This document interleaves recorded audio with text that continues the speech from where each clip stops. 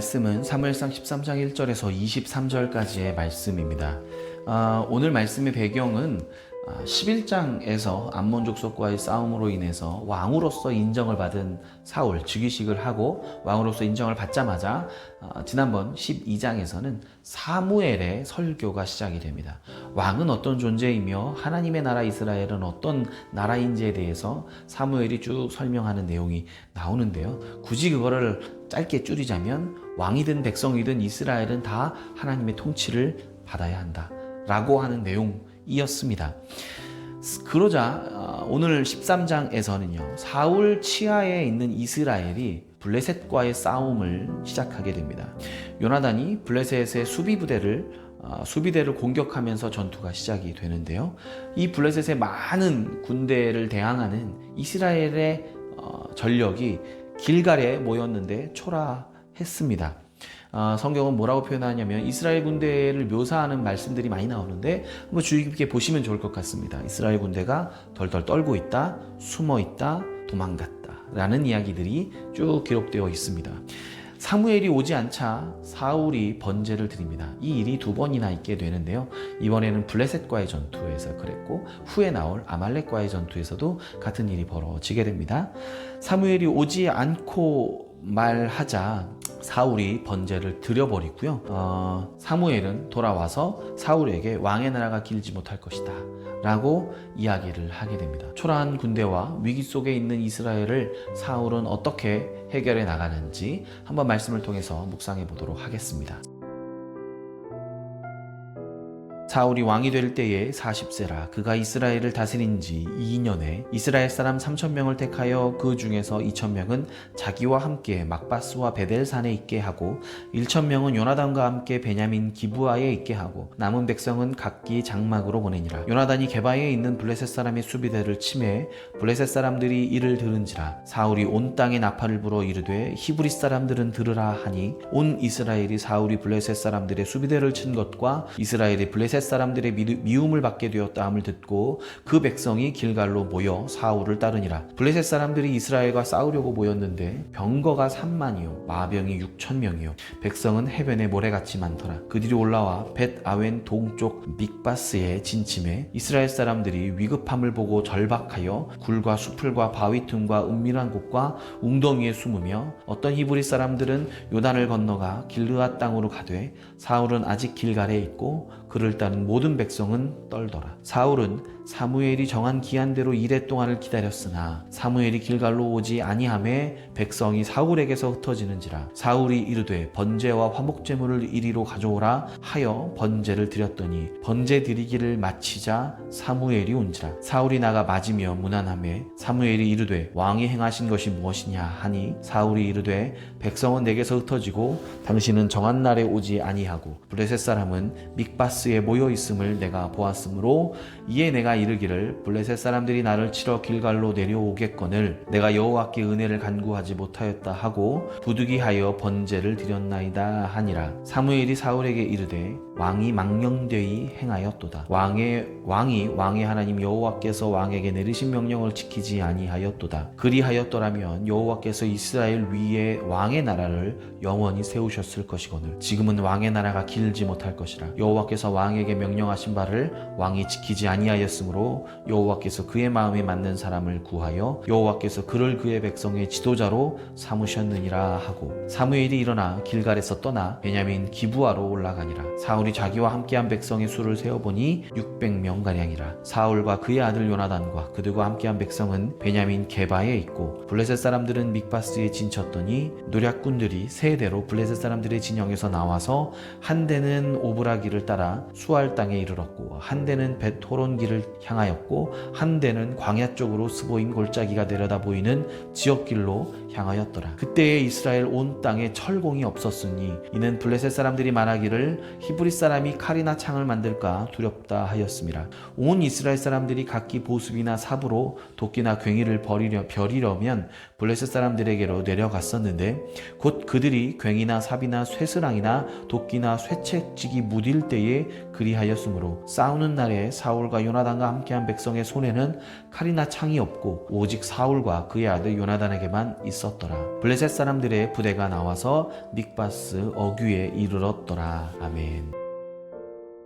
네, 오늘 말씀은 블레셋 사람들과 전투를 이제 시작하는 사울의 모습이 드러나게 됩니다. 사무엘이 12장 마지막에 이렇게 말씀합니다. 만일 너희가 여전히 악을 행하면 너희와 너희 왕이 다 멸망하리라. 이스라엘 백성과 왕이 가져야 할 자세, 하나님을 대하는 자세는 이렇게 하나님 앞에 악을 행하지 아니하고 겸손히 겸비하여 하나님의 뜻을 따르는 것이 이스라엘 백성들이나 이스라엘의 왕이 가져야 할 자세였습니다. 그런데 이것들을 버리게 됨으로써 사울 왕이 첫 번째로 버림받는 장면이 오늘 13장의 이야기입니다. 사울 왕은 블레셋과의 악연이 있습니다. 원래 블레셋은 원래는 삼손이 사사로 있을 때에 해결했어야 하는 그런 족속들입니다. 블레셋으로부터 완전히 구원을 받는 일을 삼손이 했어야 하지만 삼손은 그 일을 제대로 감당하지 못했고, 결과적으로는 이 일이 다윗 시대에 와서 블레셋을 완전히 전멸하게 되는 일이 그때 가서 일어나게 됩니다. 블레셋은 이스라엘하고 너무 가까이 붙어 있기 때문에 그 지금의 팔레스타인 지역들, 가자 지구 지역들, 요 지역에서 자리를 잡고 있었던 민족이었기 때문에 반드시 전멸시켜야만 하는 그런 민족들이었습니다. 그런데 이 블레셋 때문에 사울이 악연을 겪습니다. 고통을 겪는 겁니다. 처음 오늘 13장에서 하나님께 버림받는 장면도 블레셋과의 대치 상황에서 벌어진 일들입니다. 그리고 후에는 골리앗이 등장함으로써 치욕을 당하는 것도 블레셋 때문이었고, 이 순간에 또 다윗이 탄생하게 되고, 결과적으로 마지막으로 사울 왕을 죽이게 되는 족속들도 블레셋 족속이었습니다. 어떤 성경학자는 이렇게 기록합니다. 사울의 근본적인 문제는 불신앙이지 블레셋이 아니다. 블레셋 때문에 고난을 많이 겪었지만 사울의 진짜 문제는 불신앙이었습니다. 요나단이 이 블레셋의 수비대를 기습 공격하게 됩니다. 1000명과 함께 기습 공격하게 되고 블레셋이 군대를 일으키게 됩니다. 거병이란 말을 썼는데 삼국지에 나오는 그런 대사죠. 이스라엘도 군사를 모으고 군사를 일으키게 됩니다. 그 자리가 길갈이라고 하는 장소입니다. 성경은 이렇게 기록합니다. 블레셋 사람들이 모였는데 병거가 3만이요. 전차가 3만이란 뜻입니다. 마병이 6,000명이요. 백성은 해변에 모래같이 많더라. 이렇게 기록합니다.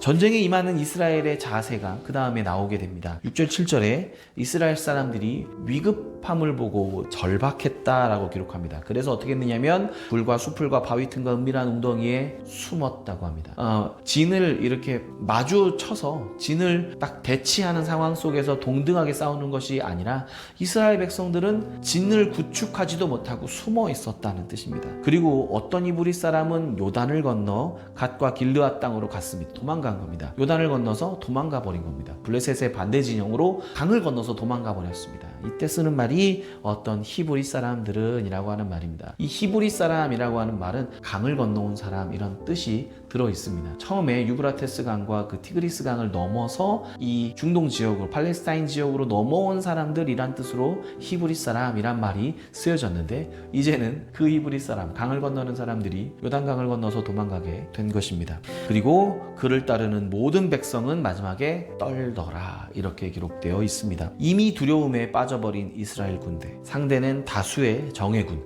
상비군, 왕의 군대였다면 이스라엘은 훨씬 숫자도 적고 훈련도 덜 된 자원병들이었습니다. 이것을 볼 때 바로 앞에서 11장에 있었던 암몬과의 전투와는 확실히 다른 모습을 보이게 됩니다. 사실 무엇이 다르냐면 암몬과의 전투에서는 첫 번째는 사울이 성령으로 충만하여서 이스라엘 사람들을 불렀고, 이스라엘 사람도 하나님의 두려움이 임하니 30만 명, 33만 명이나 되는 사람들이 한꺼번에 모여서 암몬 족속을 물리칠 수 있었습니다. 그런데 이번에는 없는 것이, 첫 번째, 사울이 성령 충만하지 않습니다. 사울이 하나님의 영에 감동되어서 군사를 일으켰다는 말씀이 없습니다. 두 번째는 그렇게 모인 사람들, 한 사람처럼 모였다라고 했었는데 지금은 그렇지 않고 모인 사람 사람들이 숨었고 도망갔고 떨고 있습니다. 그리고 앞에 말씀 10장 8절 말씀, 사무엘상 10장 8절 말씀에 사무엘이 사울에게 이렇게 말합니다. 너는 나보다 앞서 길갈로 내려가라. 내가 내게로 내려가서 번제와 화목제를 드리리니 내가 내게 가서 내게 행할 것을 가르칠 때까지 7일을 기다려라 라고 말합니다. 그래서 오늘 말씀 8절에 사울은 사무엘이 정한 기한대로 이레 동안을 기다렸으나 라고 말을 합니다. 전쟁을 준비하고 예배를 다 해놓을 것을 제단을 쌓아놓고 기다리라는 겁니다. 7일을 기다리라고 말을 했습니다. 이 7일을 기다리라는 말은 하나님의 성령의 임재를 간구하면서 자신들을 돌아보고 회개하고 왜 원래 우리는 블레셋의 지배 아래에 있었는지를 돌아보며 회개하며 하나님의 구원을 기다리는 시간이 이 시간입니다. 그런데 이 시간 동안 하나님께 기도하고 회개하고 나아가지 아니하고 사람들은 두려워 떨고 사람들이 없어지는 것만 지금 사울이 보고 있는 광경이라는 것입니다. 사실 사람이 몇 명인지는 크게 중요하지 않습니다. 어차피 군대의 숫자에 이 전쟁에 승패가 달려있는 것이 아니기 때문입니다. 어차피 군대의 숫자는요, 블레셋에 비하면 이스라엘이 압도적으로 밀리고 있는 상황입니다. 무기 또한 마찬가지죠. 뒤에 나오겠지만 무기 또한 지난 수십 년간의 블레셋의 어떤 다스림 때문에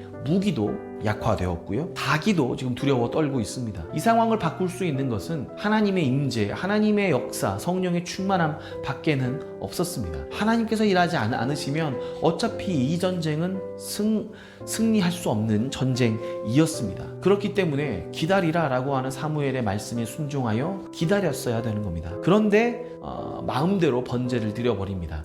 군사들이 떠나니까 한두 사람이라도 더 붙잡으려고 번제를 드리게 됩니다. 사실 한두 사람을 더 붙잡는다 한들, 실제로 몇천 명, 몇백 명을 붙잡는다고 한들 전쟁에는 크게 차이가 없는 상황이었음에도 불구하고 사울은 자신을 떠나는 저 군사들을 볼 수가 없었던 겁니다. 결과적으로는 자기 자신이 먼저 우선이 되었고, 내가 이 전쟁에서 몇 명만 있었으면 이렇게 저렇게 전략을 구사해서 이렇게 저렇게 승리를 얻을 수 있었을 텐데 라고 하는 자기중심적인 마음이 있었던 것입니다. 번제가 마치자마자 가져와라, 내가 번제를 드리겠다 라고 하고 스스로 번제를 드리게 됩니다. 이 말은 번제를 드린 것 자체가 문제가 아니라 방금 앞에서 사무엘이 기다리라고 말을 했고, 이스라엘의 왕은 이 선지자를 통한 하나님의 말씀에 순종하느냐 안 하느냐에 따라서 국가의 운명이 결정되는 공동체라고 방금 12장에서 사무엘이 설교했음에도 불구하고 지금 사무엘의 말을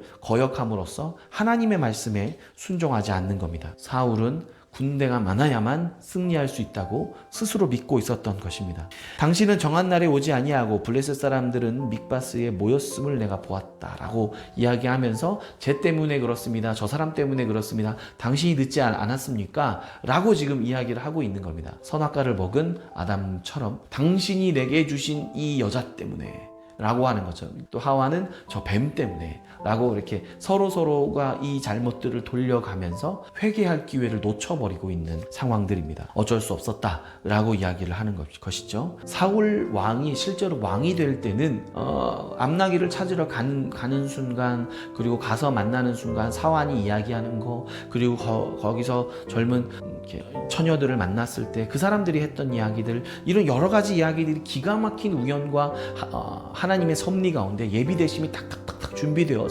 사울이 왕으로 세워지는 일들이 일어났었는데, 지금은 그 타이밍을 기다리지 못하는 사울 때문에 다 무너졌던 것입니다. 그래서 사무엘이 이렇게 표현합니다. 여호와께서 그의 마음에 맞는 사람을 구하여 여호와께서 그를 그의 백성의 지도자로 삼으셨느니라. 이미 당신은 폐위되었고 당신 말고 다른 사람을 지도자로 하나님께서 세우셨다는 말입니다. 이 말을 남기고